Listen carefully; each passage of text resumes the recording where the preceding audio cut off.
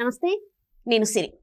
AP deputy CM Pawan Kalyan గారి ఆరోగ్య పరిస్థితి కొంత బాగాలేదన్న విషయం అయితే అందరికీ తెలిసిందే. అయితే ఇప్పుడు దీన్ని ఆధారంగా తీసుకొని సోషల్ మీడియాలో అయితే కొంత దుష్ప్రచారం అయితే చేస్తున్నారు. అదేంటంటే పవన్ కళ్యాణ్ గారి ఆరోగ్యం ఇంకా రోజురోజుకి క్షీణిస్తుంది.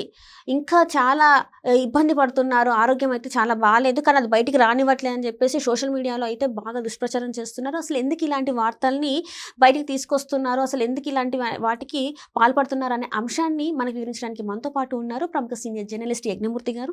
నమస్కారం సార్. నమస్తే సరే.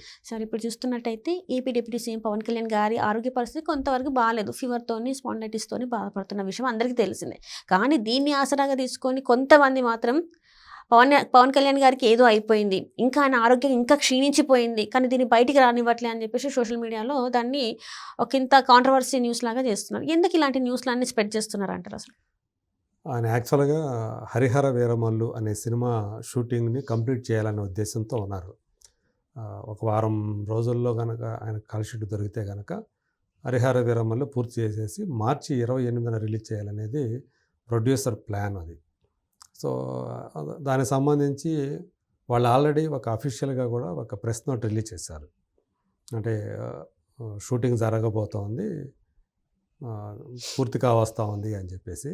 అది చాలామంది ఏమనుకున్నారంటే అది పవన్ కళ్యాణ్ గారు రావాల్సినటువంటి షూటింగు, కానీ ఆయన ఇప్పుడు షూటింగ్ రాలేదు అని చెప్పేసి వచ్చింది. ఈ లోపల అదే టీము, అంటే ఆయనకు సంబంధించినటువంటి టీం ఎవరైతే ఉన్నారో పవన్ కళ్యాణ్ గారి టీము ఒక అఫీషియల్గానే ఇచ్చింది. ఆయన కొంచెం జ్వరంతో బాధపడుతున్నారు, అలాగే స్పాండిలైటిస్ తోటి బాధపడుతున్నారని.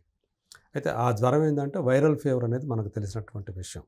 సో రెండు ఒకేసారి రావటం, ఒక పక్క స్పాండిలైటిస్, ఇంకో పక్క viral fever. So viral fever అంటే ఇమీడియట్గా తగ్గదు, కొంత టైం తీసుకుంటుంది. బాగా వైరల్ ఫీవర్ వల్ల మనిషి నీరసించిపోతారు. అందువల్ల ఆయన హైదరాబాద్లో రెస్ట్ తీసుకుంటూ ఉన్నారు. మంగళగిరి నుంచి వచ్చి హైదరాబాద్లో రెస్ట్ తీసుకుంటూ ఉన్నారు. మళ్ళీ తను ఎనర్జీని గెయిన్ చేసుకున్న తర్వాత మళ్ళీ తన పనుల్లోకి వెళ్తారు. దాంతోపాటు ఈ హరిహర వీరమల్లది ఏదైతే ఒక పెండింగ్ వర్క్ ఉండిపోయిందో, ఆల్మోస్ట్ ఆయన లేని సీన్లన్నిటిని కూడా చిత్రీకరించేసారు. సో మిగతా పోస్ట్ ప్రొడక్షన్ వర్క్ అంతా కూడా సైమల్టేనియస్గా అది కూడా ఫినిషింగ్ చేసుకుంటూ వస్తూ ఉన్నారు. అది నార్మల్ సినిమా కాదు, రెగ్యులర్ సినిమా కాదు, ఒక పీరియడ్ ఫిలిం. ఎప్పుడో 18వ శతాబ్దం 17వ శతాబ్దం ఆ టైంకి సంబంధించినటువంటి కథ అది. సో అది ఒక కాస్ట్యూమ్ డ్రామా, ఇప్పుడు ఉన్నటువంటి కాస్ట్యూమ్స్ కాదు కదా అది. సో నేటి కాలానికి సంబంధించిన కథ కాదు. సో అందుకని దానికి తగ్గట్టుగా చాలా జాగ్రత్తలు పాటిస్తూ ఈవెన్ సెట్స్ కానివ్వండి, ఆ కాలం, ఎందుకంటే అది 3.5 సంవత్సరం నుంచి ఒక చిత్రీకరణ దశలో ఉన్నటువంటి సినిమా కాబట్టి చాలా జాగ్రత్తగా చూసుకుంటూ ఎక్కడా కూడా కంటిన్యూటీ దెబ్బతినకుండా చాలా ప్లాన్ చేసుకుంటూ వస్తున్నారు. మనకు తెలుసు మొదట ఆ సినిమాకి డైరెక్టర్ క్రిష్ అని. సో తర్వాత ఆయన అంటే ఆల్మోస్ట్ 60% ఎంతో చేసిన తర్వాత ఆయన ఇంకా అంటే ఈ ప్రాసెస్లో కొంచెం డిలే అవుతుందనే ఉద్దేశంతో ఆయన ఘాతి అని ఇంకొక సినిమాలోకి వెళ్ళిపోయారు అనుష్కతో. ఆయన ప్లేస్లో నిర్మాత కుమారుడైనటువంటి జ్యోతికృష్ణ, ఆయన డైరెక్టర్ మనకు తెలుసు.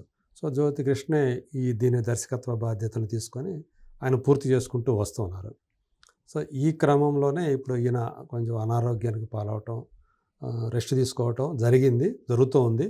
ఈ క్రమంలో ఇప్పుడు ఇంకొకటి ఏంటంటే వాట్సాప్లో కానివ్వండి, లేకపోతే ఓరల్గా కానీ ఫోన్లో కానివ్వండి, అసలు ఈయన ఆరోగ్య పరిస్థితి ఏంటి అనేటువంటివి ఆరాలు తీయటం మొదలైంది. ఒక వర్గం అయితే ఆయనకి ఏదో అయిపోతూ ఉంది, ఆయన సీరియస్గా ఉంది పవన్ కళ్యాణ్ గారికి, కానీ అది బయటికి రానివ్వకుండా చాలా గోప్యంగా ఉంచుతూ ఉన్నారు, ఆరోగ్యం ఏదో హఠాత్తుగా క్షీణించిపోయిందంట అని ఈ రకమైనటువంటి ప్రచారం మొదలైపోయింది. సోషల్ మీడియాలో కూడా జరుగుతూ ఉంది.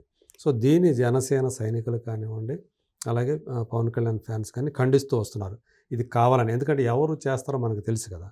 వీళ్ళకి అంటే పవన్ కళ్యాణ్ అంటే గిట్టన్న వాళ్ళు ఎవరైతే ఉన్నారో రాజకీయంగా కానీ మరో రకం కానీ వాళ్ళందరూ కూడా దీన్ని ఈయనకి బాగాలేదు, ఆరోగ్యం అంతకంతకు రోజుకి క్షీణించిపోతూ ఉంది అనేటువంటి ఆ వార్త స్ప్రెడ్ చేస్తున్న వాళ్ళు ఎవరైతే ఉన్నారో వాళ్ళని ఖండిస్తూ ఈ జన సైనికులు వీళ్ళందరూ కూడా తిరిగి పెడుతూ ఉన్నటువంటి పోస్టులు పెడుతున్నటువంటి విషయం మనం చూస్తూ ఉన్నాం. సో ఇప్పుడు అంటే ఇది కావాలని అంటే జన సైనికుల యొక్క ఆత్మస్థైర్యాన్ని దెబ్బతీయటం కోసం, అలాగే అటు ఇప్పుడు కూటమిలో 3 పార్టీల వాళ్ళు ఉన్నారు. బీజేపీ ఈ కూటమి స్థైర్యాన్ని అంటే తెలుగుదేశం వాళ్ళ మధ్య జన సైనికుల మధ్య కూడా కొంతమంది వైరం సృష్టించడానికి కూడా ఇలాంటి అంటే చేసేది ఒకళ్ళైతే నెపం ఈ నేరాన్ని ఇంకొకళ్ళ మీద పెడుతున్నారు అన్నట్లుగా అలా వేరే వాళ్ళ మీదకి ఆ నెపం మోపుతున్నట్టుగా కూడా మనకి తెలుస్తూ ఉంది. సో ఇది ఒక పొలిటికల్ స్ట్రాటజీలో భాగంగా జరుగుతూ ఉంది. ఆయనకి ఇబ్బందికరమైనటువంటి పరిస్థితిని సృష్టిస్తే రేపొద్దున పొలిటికల్గా మనం గెయిన్ కావచ్చు అనేటువంటి ఎజెండాతో ఎవరైతే ఉన్నారో వాళ్ళు దీన్ని పుట్టిస్తున్నారు అని చెప్పేసి అటు జన సైనికులు అలాగే టీడీపీ వర్గాల వాళ్ళు కూడా భావిస్తూ ఉన్నారు. సో కానీ ఆయన ఆరోగ్యం నిలకడగా ఉంది. ఇబ్బంది అంటే జన సైనికులు కానీ లేకపోతే టీడీపీ వాళ్ళు కానీ ఈయన సానుభూతి పరులు ఎవరో కూడా ఆందోళన చెందాల్సినటువంటి పని లేదు అని. ఎందుకంటే నేను కూడా ఆయనకు సంబంధించినటువంటి పిఆర్లకి అలాగే ఆ మీడియా ఆయన మీడియా వర్గం వాళ్ళు ఎవరైతే ఉన్నారో సో అందులో నాకు తెలిసినటువంటి స్నేహితులు కూడా ఉన్నారు. వాళ్ళని కనుక్కున్నాను, స్వయంగా నేనే ఫోన్ చేసి కనుక్కుంటే వాళ్ళు చెప్పిన మాట అదే, ఏం లేదు ఆయనకు వైరల్ ఫీవర్ వల్ల కొంచెం ఇబ్బంది పడ్డారు, ఆయన నిలకడగా ఉన్నారు, త్వరలోనే కోలుకుంటారు, అంతకు మించి ఏమీ లేదు అని చెప్పేసి వాళ్ళు నాకు చెప్పడం జరిగింది. ఇది వాస్తవం. ఇది అంతేగాని బయట రూమర్లు ఏవైతే ఉన్నాయో ఆయన ఆరోగ్యం అంతకంతకు దిగజారిపోతుంది లేదంటే క్షీణిస్తూ ఉంది అనే మాటల్లో ఏమాత్రం నిజం లేదు. ఆయనకున్నది మామూలుగా అంటే ఆల్రెడీ ఆయన కొంచెం స్పాండిలైటిస్తో బాధపడుతున్నారు, దానికి వైరల్ ఫీవర్ తోడవటం వల్ల కొంచెం ఇబ్బంది పడుతున్నారు అంతే. సో ఇప్పుడు ఆయన దాని నుంచి కోలుకుంటూ ఉన్నారు అనేది నాకు అందినటువంటి సమాచారం.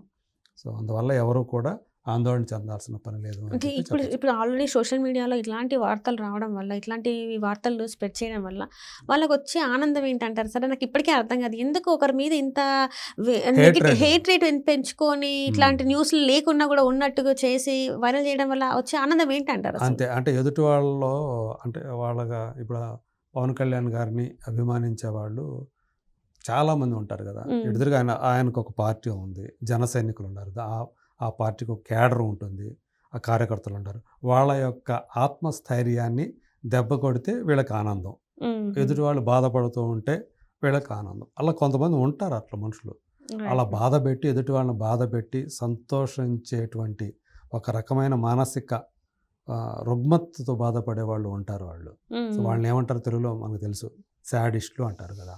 సో ఆ రకమైనటువంటి శాడిజం ఉన్న వాళ్ళు ఎప్పుడూ మనుషుల్లో ఉంటారు.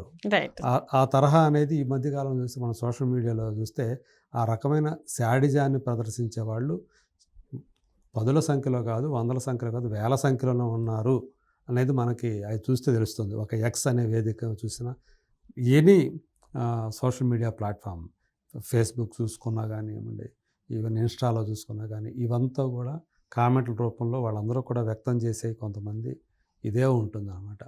సో వాళ్ళే ఇలాంటి ఫేక్ న్యూస్ని స్ప్రెడ్ చేస్తూ ఉంటారు, ప్రచారం చేస్తూ ఉంటారు, ఆనందపడుతూ ఉంటారు.